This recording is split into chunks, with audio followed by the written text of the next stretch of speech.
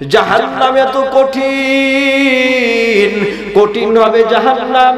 আল্লাহ বলেন না নারুল্লাহিল মুকাদা, নারুল্লাহ মানে আমার আগুন, আমি আল্লাহর আগুন।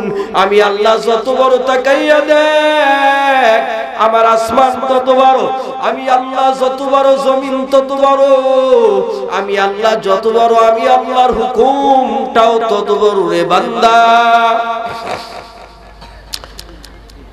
জাহান্নামের আগুন এত কঠিন যা আপনার শরীরে লাগার আগেই আপনি ভুনা হয়ে যাবেন। নারুল্লাহিল মুকাদা, এত কঠিন আগুন, কঠিন।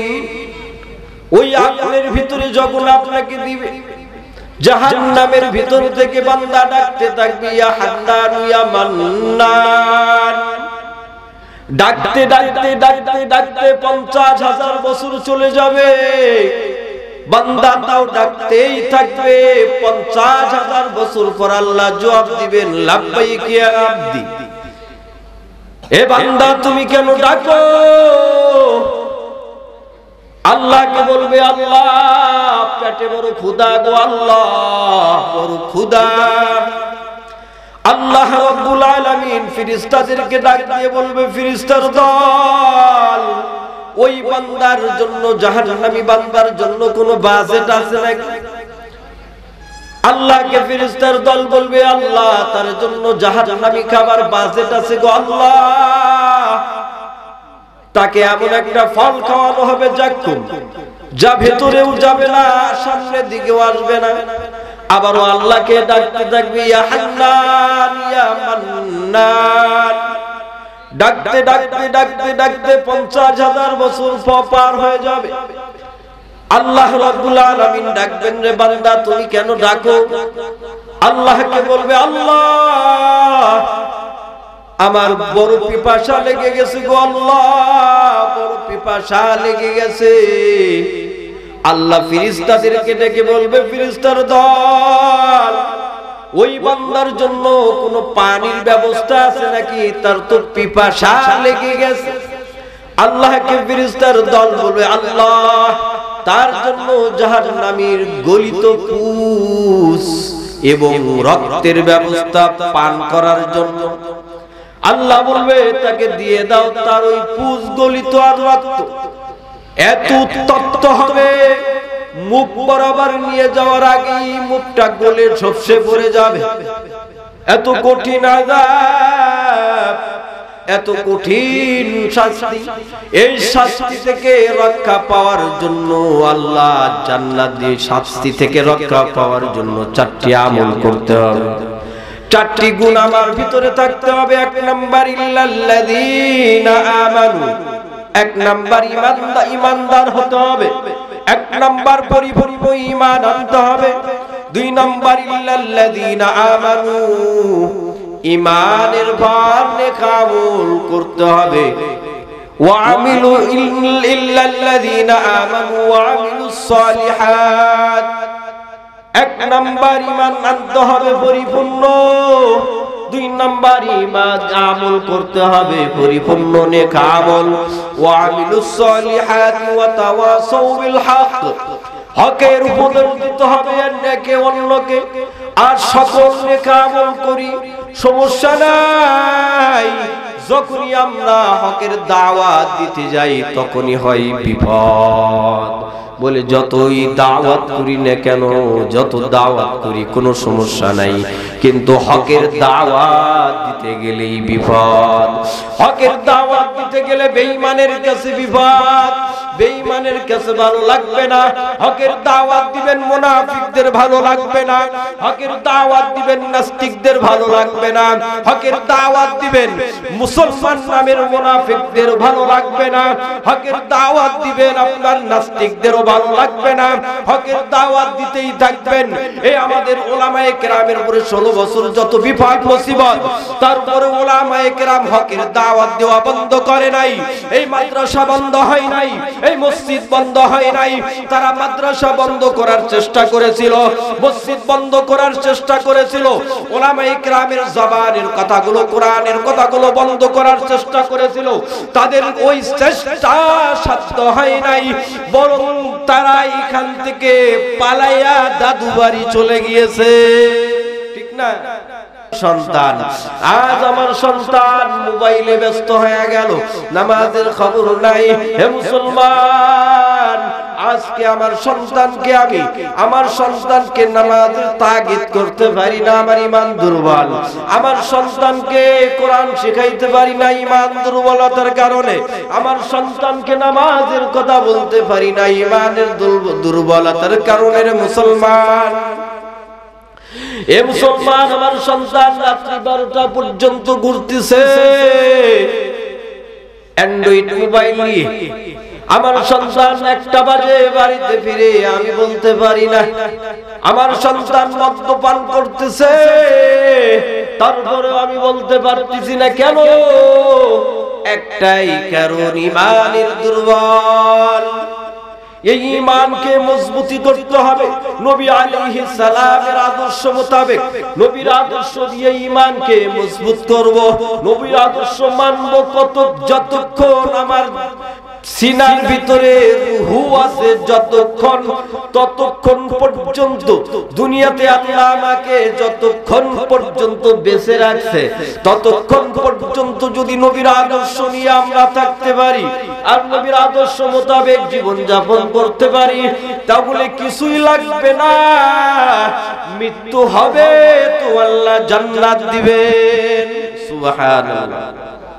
তাহলে আমাদের কয়টি আমল, কয়টি গুণ লাগবে জান্নাতে যাইতে? 4টি। কয়টি? 4টি।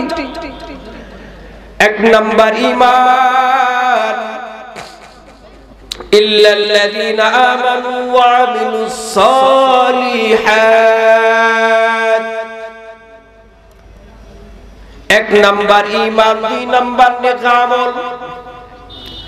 এ মুসলমান, ঈমানের কারণে, নেক আমলের কারণে মানুষ জান্নাতে যাবে। ঈমান নাই, নেক আমল নাই, জান্নাতে যেতে পারবে না। কিতাবের ভিতরে আছে আল্লাহ রাব্বুল আলামিন দুনিয়াতে যত মানুষ পাঠাইছেন, কিয়ামত পর্যন্ত আল্লাহ যত মানুষ দুনিয়াতে পাঠাবেন, প্রত্যেকের নামে জান্নাতে বাড়ি বরাদ্দ করা।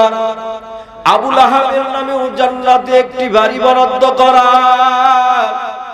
আবু জেহেলের নামেও জান্নাতে একটি বাড়ি লেখা আছে। ফিরআউনের নামেও জান্নাতে একটি বাড়ি লেখা আছে। নমরুদের নামেও একটি জান্নাতে বাড়ি লেখা। নমরুদের নামেও জান্নাতে একটি বাড়ি লেখা। নমরুদ, হামান, ফিরআউন, আবু লাহাব, আবু জেহেল কেন জান্নাতে যাবে না? কারণ তাদের ঈমান নাই, নেক আমল নাই। এই কারণেই আল্লাহ তাদের জান্নাত দিবে না। ওই যে বেঈমানদের জান্নাতগুলো কারা পাবে? বেঈমানদের জান্নাতগুলো কারা পাবে? এই যে মাঝে মাঝে নফল ইবাদত, এই যে মাঝে মাঝে নফল রোজা রাখা হয়, এই যে মাঝে মাঝে আমরা ওবারের ইবাদতগুলো করি, শবে বরাত, শবে কদর, ওই বেঈমানদের জান্নাতগুলো আল্লাহ আমাদের বোনাস হিসেবে দান করবেন। সুবহানাল্লাহ। আল্লাহ বলেন, ইন্নাল্লাযীনা আমানু ওয়া আমিলুস সালিহাত কানাত লাহুম জান্নাতুল ফিরদাউসি নুজুলা। যারা পরিপূর্ণ ঈমান, পরিপূর্ণ নেক আমল করবে, তাদের হাদিয়া হিসেবে আল্লাহ জান্নাত দিবেন, জান্নাতুল ফিরদাউস। সুবহানাল্লাহ। কি জান্নাত দিবেন? জান্নাতুল ফিরদাউস। নবী পয়গম্বর আলাইহিস সালাম বলেন, হে আমার উম্মতের দল, হে সাহাবায়ে কেরাম, তোমরা যখন আল্লাহর কাছে জান্নাত চাবে, তখন তোমরা জান্নাতুল ফিরদাউস চাবে। কেননা জান্নাতুল ফিরদাউস সকল জান্নাতের সরদার। সুবহানাল্লাহ। জান্নাতুল ফিরদাউস সকল জান্নাতের সরদার। এ মুসলমান, ঈমান আনবো, নেক আমল করব, একটাই আশা জান্নাতে যাব, আল্লাহ জান্নাত দিবেন। এই জান্নাতের আশায় মাদ্রাসায় আমার একটা সন্তান দিলাম, এই জান্নাতের আশায় সন্তানগুলোকে আমরা নেক বানাইলাম। আল্লাহ রাব্বুল আলামিন বলেন, ইয়াউমা ইয়াফিরুল মারউ মিন আখিহি ওয়া উম্মিহি ওয়া আবিহি ওয়া সাহিবাতিহি ওয়া বানিহি। কিয়ামতের দিন সকলেই ফিরবে, বাবা তার সন্তান থেকে ফিরবে, পালাবে, মা তার মেয়ে সন্তান থেকে পালাবে, সন্তান তার বাবা মা দেখা মাত্রই পালিয়ে যাবে। হে মুসলমান, কোন সন্তানের জন্য রাত্র সকাল 8টা থেকে রাত্রি 10টা পর্যন্ত পরিশ্রম করেন রে মুসলমান? কোন সন্তানের জন্য এত হাড় ভাঙা পরিশ্রম? কোন সন্তানের জন্য ঘুষ খাইলাম, সুদ খাইলাম? কোন সন্তানের জন্য ডাকাতি করলাম? কোন বিবির জন্য, কোন বিবির স্বর্ণের জন্য, স্বর্ণ অলংকারের জন্য চুরি ডাকাতি করলাম? হে মুসলমান, ওই সন্তান আর ওই বিবিগুলো কাল কিয়ামতের দিন আমাকে ধরা দিবে না, আপনাকেও ধরা দিবে না। ইয়াউমা ইয়াফিরুল মারউ মিন আখিহি, ওই সন্তান পালাবে, ওই বিবি পালাবে। কেন? বলে একটা নেক দেওয়ার ভয়ে পালাবে। আপনি কাল কিয়ামতের দিন আল্লাহর কাছে কি জবাব দিবেন? ক্বালান নবী সাল্লাল্লাহু আলাইহি ওয়াসাল্লাম, আদ-দুনিয়া মাজরাতুল আখিরা, দুনিয়াটা হলো আখিরাতের ফসল স্বরূপ। দুনিয়াতে যদি আমরা নেক আমল করি, ছোট্ট থেকে ছোট্ট নেক আমল করি, ওটা আল্লাহ রাব্বুল আলামিন কাল কিয়ামতের দিন দেখাবেন। ফামান ইয়ামাল মিসকালা যাররাতিন খায়রান ইয়ারা ওয়া মান ইয়ামাল মিসকালা যাররাতিন শাররান ইয়ারা। আমি যদি যারা পরিমাণ নেক আমল করি দুনিয়ায়, এটাও কাল কিয়ামতের দিন আল্লাহ দেখায় দিবেন। জান্নাহ যারা পরিমাণ যদি বদ আমল করি, এটাও আল্লাহ রাব্বুল আলামিন কাল কিয়ামতের দিন দেখায় দিবেন। জাহান্নাম এত কঠিন, কঠিন হবে জাহান্নাম। আল্লাহ বলেন, নারুল্লাহ, নারুল্লাহিল মুকাদা, নারুল্লাহ মানে আমার আগুন, আমি আল্লাহর আগুন।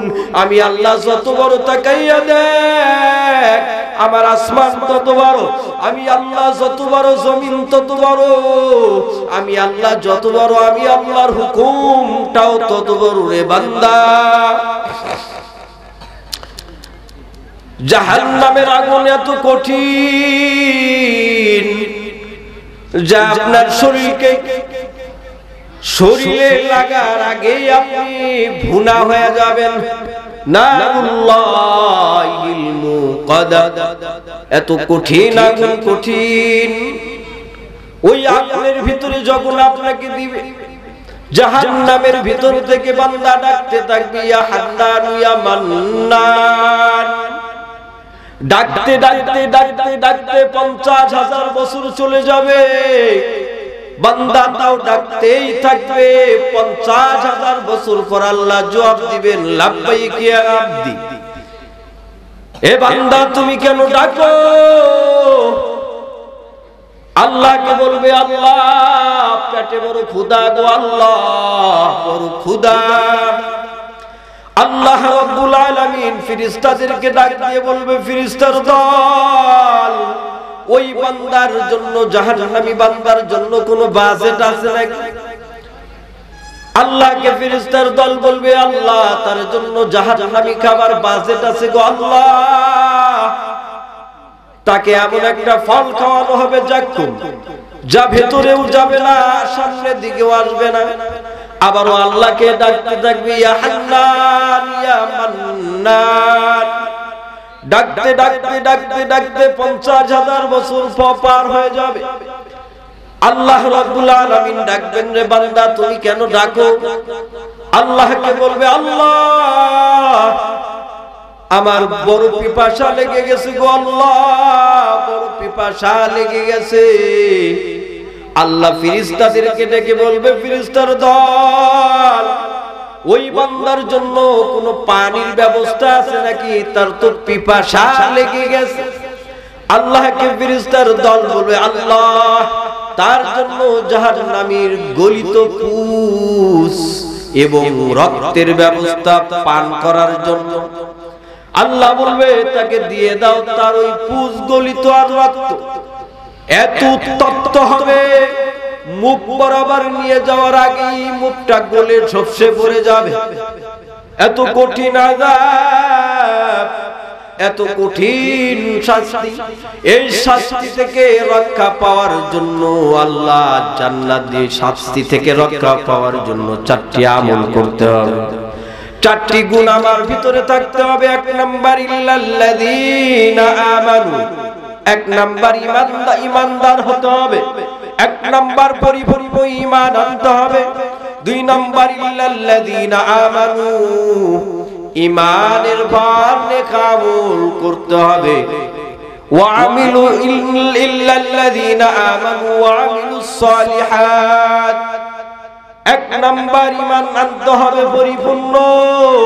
2 নাম্বার ঈমান আমল করতে হবে পরিপূর্ণ নেক আমল। ওয়া আমিলুস সালিহাত ওয়া তাওয়াসাউ বিল হক, হকের উপদেশ দিতে হবে একে অন্যকে। আর সকল নেক আমল করি, সমস্যা নাই। যখনই আমরা হকের দাওয়াত দিতে যাই তখনই হয় বিপদ। বলে যতই দাওয়াত করি না কেন, যত দাওয়াত করি কোনো সমস্যা নাই, কিন্তু হকের দাওয়াত দিতে গেলেই বিপদ। হকের দাওয়াত দিতে গেলে বেঈমানের কাছে বিপদ, বেঈমানের কাছে ভালো লাগবে না।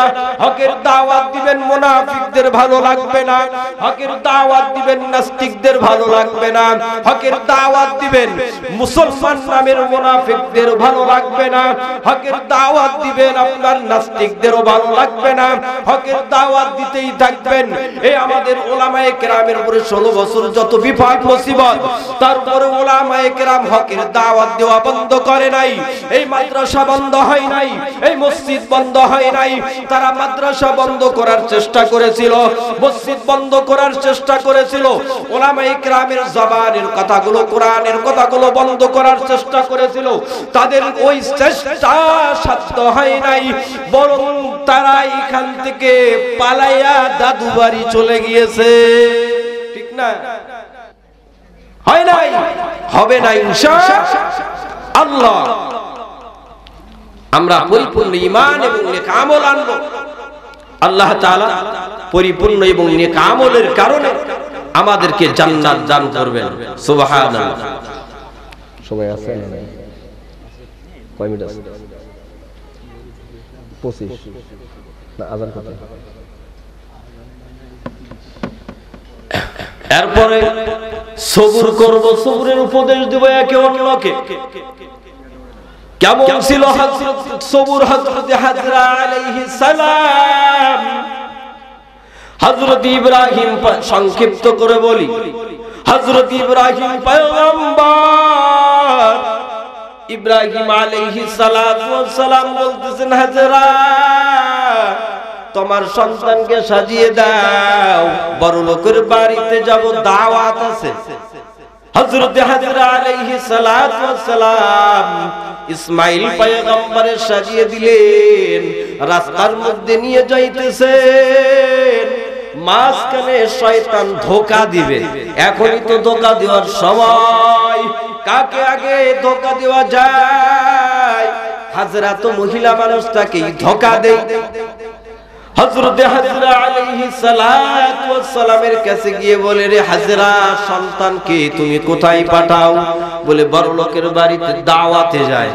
হাজরাকে শয়তান বলে, ও হাজরা, তোমার সন্তানকে নিয়ে জবাই করতে যাই ইব্রাহিম।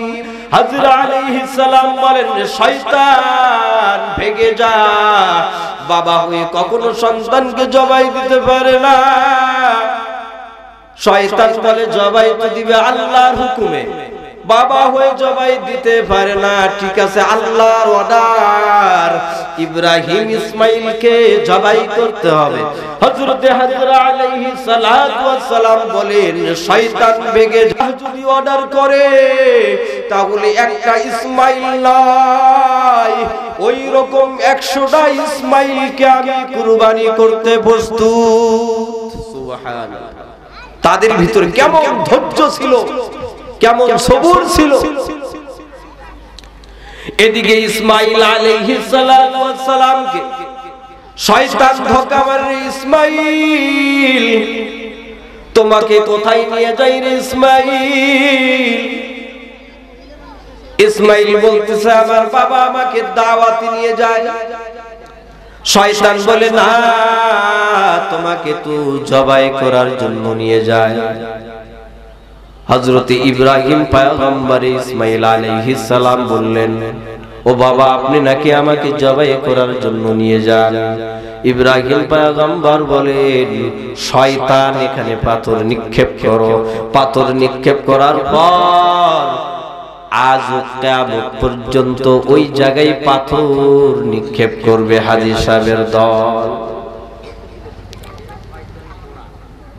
এদিকে হযরত ইসমাইল আলাইহিস সালাতু ওয়াস সালামকে মিনা পর্যন্ত নিয়ে গেল। নিয়ে গিয়ে আল্লাহর পয়গম্বর ইব্রাহিম আলাইহিস সালাতু ওয়াস সালাম সন্তানকে বলল, রে সন্তান, আল্লাহর হুকুম তোমাকে কুরবানি করতে হবে। হযরত ইসমাইল আলাইহিস সালাতু ওয়াস সালাম বলেন, ইয়া আবাতি ফাআল মা তু'মার, ইয়া আবাতি ফাআল মা তু'মার, সাতাজিদুনি ইনশাআল্লাহু মিনাস সাবিরিন। হে আমার পিতা, আপনি আল্লাহর হুকুম পালন করুন, নিশ্চয় আমাকে সবুরকারীর মধ্যে পাবেন। এই জন্য আমরা ঈমান আমল, আমরা বিল মারুফ নাহি আনিল মুনকার এবং সবুর নিয়ে সামনে আগাবো। আল্লাহ আমাদেরকে বিনিময়ে জান্নাত দান করবেন। সুবহানাল্লাহ। আল্লাহ তাআলা যতটুকু আলোচনা করলাম আল্লাহ তাআলা আমল করার জন্য তৌফিক দান করেন। সকলে বলেন আমিন।